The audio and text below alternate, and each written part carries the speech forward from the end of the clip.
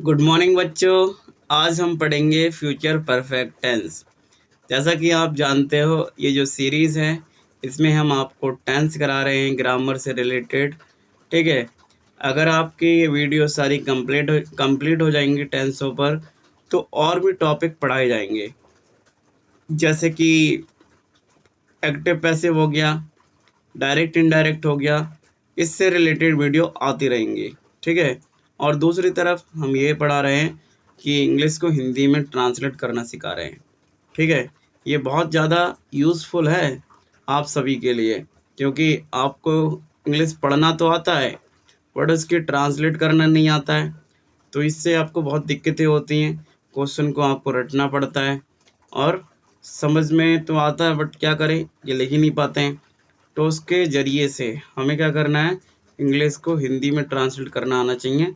और बाद में जब भी हमें पढ़ना होगा पेपर के लिए तो हम क्या करेंगे, जल्दी जल्दी देखेंगे और याद हो जाएगा, पेपर में अपनी बना के लिख देंगे, नंबर तो पूरे मिलते ही है ना।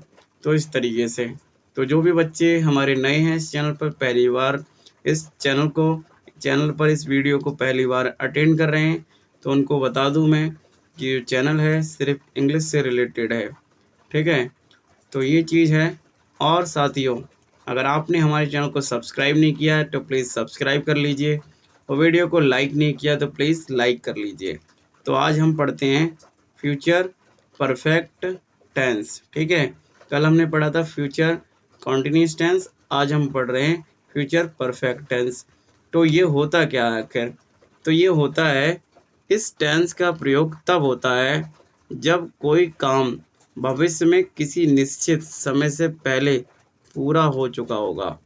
जब कोई काम भविष्य में किसी निश्चित समय से पहले पूरा हो चुका होगा तो वो जो होता है फ्यूचर परफेक्ट टेंस होता है। आई होप आपको समझ में आया होगा कि मैं क्या कहना चाह रहा हूँ। यानी कि जो काम भविष्य में किसी निश्चित समय से पहले पूरा हो चुकेगा उसे हम फ्यूचर परफेक्ट टेंस कहते हैं। इसका स्ट्रक्चर क्या होता है? स्ट्रक्चर जो होता है, पहले सब्जेक्ट आता है, फिर विल हैव आता है, देन उसके बाद में वर्ब की थर्ड फॉर्म आती है, और लास्ट में आता है ऑब्जेक्ट। ठीक है, जो थर्ड फॉर्म होती है उसे पास्ट पार्टिसिपल भी कहते हैं हम। पास्ट पार्टिसिपल कहते हैं हम इसको। ठीक है, आई होप आपको ये बात तो समझ में आ गई होगी कि सब्जेक्ट लगता है, विल हैव लगता है, वर्ब की थर्ड फॉर्म लगती है और ऑब्जेक्ट लग जाता है एंड जो दे रखा है इसमें, इसके एंड में। ठीक है, उसके बाद हम पढ़ते हैं आगे इसके अफर्मेटिव कैसे बनते हैं वो भी सीख लेते हैं। तो देखो, अफर्मेटिव जो होते हैं वही जो मैंने अभी रूल बताया सेम वही, सब्जेक्ट विल हैव वर्ब की थर्ड फॉर्म और ऑब्जेक्ट। अब मैंने 4 एग्जाम्पल दिए हैं इसमें। कितने? 4 एग्जाम्पल। इनकी मदद से आप बहुत अच्छी तरीके से सीखोगे कि कैसे इनको यूज़ करेंगे अपने डेली टू लाइफ में। ठीक है, जैसे कि पहला सेंटेंस हमारा क्या है, I will have completed my homework. I will have completed my homework, मैं अपना जैसे मैं अपना होमवर्क पूरा कर चुका हूँगा। जैसे मान लो तुमसे बोले कोई कि चल मेला चलोगे, तो तुमने बोला उस समय तो मैं अपना काम पूरा कर चुका हूँगा, मैं चलूँगा पक्का, इस तरीके से। ठीक है, अगला है she will have cooked the food. She will have cooked the food, वह खाना बना चुकी होगी। They will have reach the station, वे स्टेशन पहुंच चुके होंगे। We will have finish the project, हम प्रोजेक्ट ख़त्म कर चुके होंगे। ठीक है, अब देखते हैं अगला नेगेटिव वाला सेंटेंस को कैसे बनाते हैं। तो देखो, नेगेटिव के जो सेंटेंस होते हैं फ्यूचर परफेक्ट के, वो इस तरीके से, सबसे पहले सब्जेक्ट आता है। सही है, सब्जेक्ट के बाद में देखो दोस्तों विल और हैव के बीच में नॉट लगाया जाता है। कुछ बच्चे क्या करते हैं, नॉट इधर से इधर ऊपर फिक्स कर देते हैं, वो गलत होता है। वर्ब की थर्ड फॉर्म आती है और ऑब्जेक्ट आता है। फिर क्या आता है, अब हम इनको क्लियर करने के लिए एग्जाम्पल की मदद से सोचते हैं। ठीक है, I will not have completed my homework, मैं अपना काम पूरा नहीं कर चुका हूँगा। He will not have eaten dinner, वह खाना नहीं खा चुका होगा। We will not have reached home, हम घर नहीं पहुँच चुके होंगे। She will not have clean the room, वह कमरा साफ नहीं कर चुकी होगी। वह कमरा साफ नहीं कर चुकी होगी।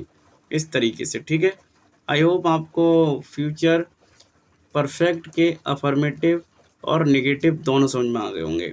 अब हम क्या पढ़ते हैं, इंटेरोगेटिव को।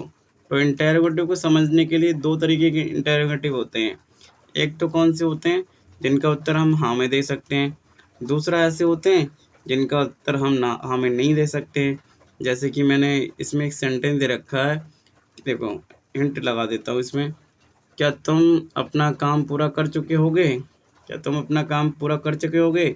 अगर मेरा काम हो गया होगा तो मैं हाँ बोल दूंगा, नहीं होगा तो ना बोल दूंगा, ठीक है। बट मैंने ऐसे बोल दिया, तुम अपना काम पूरा कब कर चुके होगे? तुम अपना काम पूरा कब कर चुके होगे? तो हाँ या ना में नहीं बोल सकता ना मैं इसको। इसके लिए मुझे क्या करना पड़ेगा, WH वर्ड का यूज़ करना पड़ेगा। अब हम इसको पहले समझते हैं, जो हाँ या ना में उत्तर दे सकते हैं उनको कैसे बनाते हैं। तो उनके लिए सबसे पहले विल लगाते हैं, यानी हेल्पिंग वर्ब को सबसे पहले पलट देते हैं, लाके पटक देते हैं यहाँ पे। फिर ऑब्जेक्ट लगाते हैं, उसके बाद हैव लगाते हैं, वर्ब की थर्ड फॉर्म, उसके बाद ऑब्जेक्ट, ठीक है। जैसे कि हमारा पहला जो सेंटेंस है, will you have completed your work, will you have completed your work, क्या तुम अपना काम पूरा कर चुके होगे? Will she have cooked food, क्या वह खाना बना चुकी होगी? Will they have gone to school, क्या वे स्कूल जा चुके होंगे? इस तरीके से। Will he have read the book, तो यहाँ पे क्या वह किताब पढ़ चुका होगा? अब इन्हीं वाक्य को अगर हम जो WH फैमिली वाले होते हैं उनके रूप में बनाएं तो कैसे बनेंगे? जैसे कि तुम अपना काम क्यों पूरा कर चुके होगे?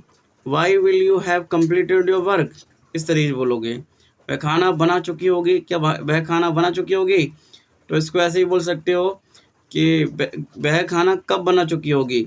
Van will she have cooked food, इस तरीके से, ठीक है।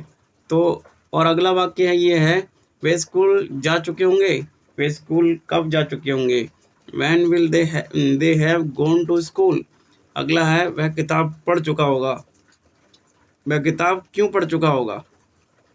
तो इसको कैसे बनाएंगे, इसको ऐसे बनाएंगे, क्यों के लिए why will he have read the book, read the book, ठीक है। तो ये हमारे कौन से हो गए, ये इंटेरोगेटिव के हो गए, ठीक है। इंटेरोगेटिव भी पढ़ लिया हमने, और उसके बाद में फ्यूचर इंडेफिनिट के नेगेटिव पढ़ लिए, फ्यूचर परफेक्ट के नेगेटिव भी पढ़ लिए, फ्यूचर परफेक्ट के नेगेटिव भी पढ़ लिए, अफर्मेटिव पढ़ लिए, और इंटेरोगेटिव भी पढ़ लिए। अब हम क्या करते हैं, फ्यूचर परफेक्ट टेंस के प्रैक्टिस क्वेश्चन भी देख लेते हैं। देखो प्रैक्टिस क्वेश्चन क्या क्या है हमारे, तो ये मैंने 6 दिए हैं। माँ खाना बना चुकी होगी, ठीक है। मैं अपना होमवर्क पूरा कर चुका हूँगा। पापा ऑफिस से लौट चुके होंगे। बहन बर्तन धो चुकी होगी। हम सब नाश्ता कर चुके होंगे। भाई मोबाइल चार्ज कर चुका होगा। इस तरीके से वाक्य को हम इसमें बनाएंगे। तो अगर ये बन जाएं आपके, तो आपको क्या करना है, जो अगली वीडियो आएगी उसकी कमेंट बॉक्स में इसको बताना है, ठीक है। तो मैं फिर बोलूँगा कि जो भी बच्चे हमारे नए हैं वो इस चैनल को सब्सक्राइब कर लें, और वीडियो को लाइक नहीं किया तो प्लीज़ वीडियो को लाइक कर लीजिए, ठीक है। इससे आपको बहुत फ़ायदा होंगे, ऐसे नहीं मेरा फ़ायदा है। जैसे कि मान लो मैं वीडियो बना के डालूँगा तो सबसे पहले आपके पास नोटिफिकेशन पहुँचेगी, और सबसे पहले आपको उस चीज़ को, वीडियो को देखने का मौका प्राप्त होगा, ठीक है। और आपको बहुत अच्छी चीज़ें समझ में भी आएंगी इसमें। ऐसा नहीं है कि इसमें मेहनत नहीं लगती, वीडियो बनाने में काफ़ी मेहनत लगती है, ठीक है। मैं ये वीडियो नंबर ये 11 है, इसको एक वीडियो और रह गई है फ्यूचर परफेक्ट कॉन्टिन्यूस की, वो हो जाएगी तो पूरे सेंटेंस इस यूट्यूब चैनल पे मैं डाल चुका हूँगा, ठीक है। तो यही चीज़ है। फिर उसके बाद में मैं पूछूंगा आपसे कि मैं इसके बाद क्या पढ़ाऊँ। आपको बताना होगा कि आपको जो भी बताएंगे आप वो मैं पढ़ाऊँगा, ठीक है। पहले पैसिव एक्टिव पैसिव पढ़ाने हैं या डायरेक्ट इनडायरेक्ट बता देना, ठीक है। तो मिलते हैं नेक्स्ट वीडियो में, जब तक के लिए जय हिंद, जय भारत।